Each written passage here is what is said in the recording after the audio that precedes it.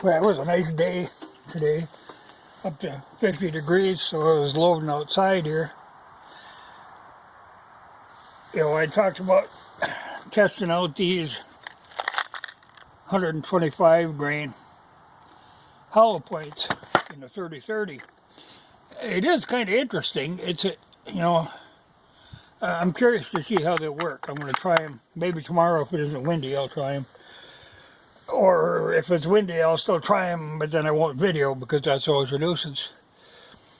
But I've also loaded up these 35 Remington with 4198. Now this is a test again.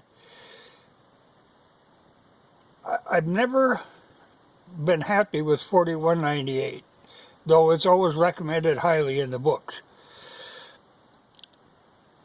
for cast bullets. But it's one of these cases of a fast-burning small amount of powder, you know, and I'm never really comfortable. Like I said, it sloshes around in there.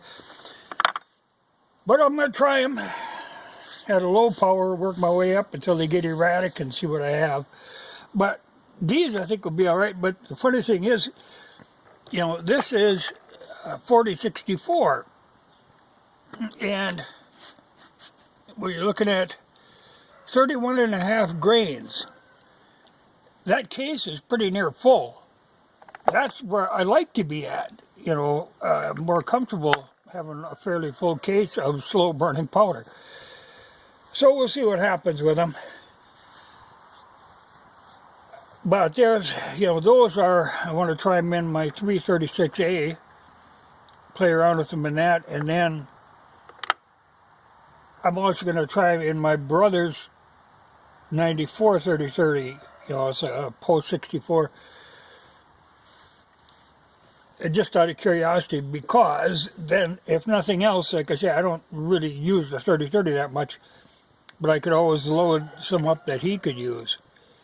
The same, I got a bunch of cast bullets in a 30-30 that I'm going to try in his again. The Winchester, they worked a little bit better than they did in the Marlin. Not real good, but good enough that he could maybe use them. So we'll see. But it's funny, you know, in going through my stuff here, you know, this is stuff that I've built up. And I noticed prices on things. You know, I can't make sense of the date when I bought them. But $29.99 for 1,000 primers.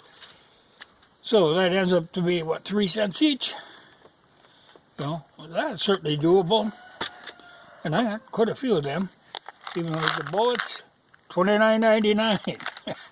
Everything, $29.99. Here's match bullets, $27.99. They're a little cheaper. 4064, $26.99. So I got a lot of bargains here. But it's funny, you know, because, you know, when you look now, well, in fact, even a lot of stuff that, in theory, the price would be not so bad. The problem is it's all not available, and there's no back order and all that sort of thing. Here I'm doing a deal. I use Starline brass in my Marlin for my heavy loads. But now, being that the cast bullets, they look all the same, whenever I have any brass that isn't Starline, that's what I load for the H&R and for a kind of a fooling around load with Trail Boss. And I've got a lot of these Winchester, a lot of PMC, which is good brass.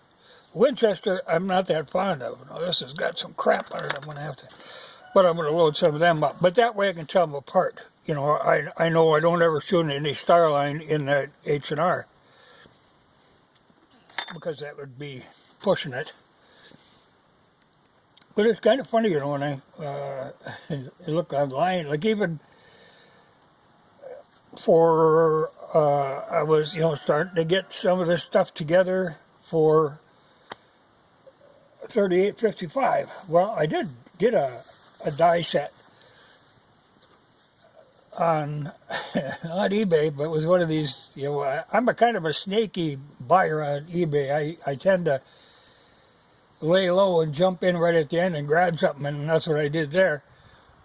But I got it for, I think it was $35 or $36 for the set that I wanted, because there again, you run into the problem. You know, I wanted the Lyman set because I know that's the set that I use on my 4570, and I like that expander that they use. But the price on the new ones isn't bad. The problem is there is no new ones. Then you can't back order new ones, you know, that kind of thing. So I got a used set, but like I say, I had to be a little snaky about it. But I've been picking up odds and ends, you know, getting ready for that project, because that's eventually what I plan to do. You know, I'm going to check with that guy if I can have that 336A bored out. Yeah, that'd be great. You know, but in the meantime, like I say, I got to shoot up some of this stuff and play with some of these. Though, you know, like if these work, I wouldn't mind getting a Winchester 94 if there's one that's ever at a reasonable price. I'm not impressed with them. You know, there are things, or even if I could get a Marlin 3030 that wasn't microgroove, okay, I'd be happy with that. I just really don't care for microgroove. But I'll play around with that again. You know, like I say, tomorrow if I go shooting, I'll go through that again. Though I've done it twice, but I'll do it again. But that's kind of what you got to do. Even like this 4198, like I say, I've tried that before. Never was happy with it. Probably won't be happy with it now. But I do have that powder. And I thought, well, in theory, you know, when you look in the book, that's the recommended. That's, yeah, 4198. But every time when I load something like that, where it's a small amount of powder,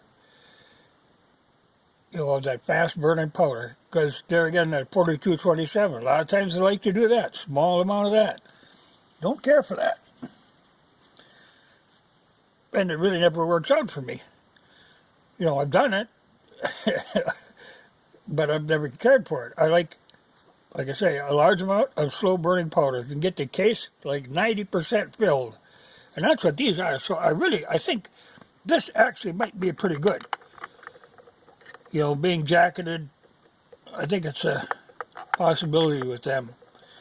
But I only loaded up 20 of them. I'm not going to commit myself to them. I got more I can load if I want to up it a little bit, because I don't know how they're going to behave. You don't dare jump into, well, like even and the 35 Remington, you know, I've got a whole pile of primed brass ready to go. But I'm not just going to load it up. You know, when I got plenty of those bullets. But I'm going to experiment a little before I commit myself. You know, and I've got a load that I use all the time that I'm happy with. But like I say, I always figure once in a while you kind of got to rethink this or reimagine it, go back. You know, you can get kind of set in your ways. Like I'm kind of set in that I like to use 4064. I'm very fond of that. Though even like for these now I could be using 3031, which would be good, but that's 29.5. You know, that's a pretty good chunk of powder in there too. That might be the next thing I'll do too, is try some 3031. That's kind of a medium speed powder. But just playing around, getting kind of caught up on some, getting ahead on some, kind of seeing where I'm at. But if it's nice tomorrow, I'll go out and experiment, do a little shooting, and maybe a video, I don't know.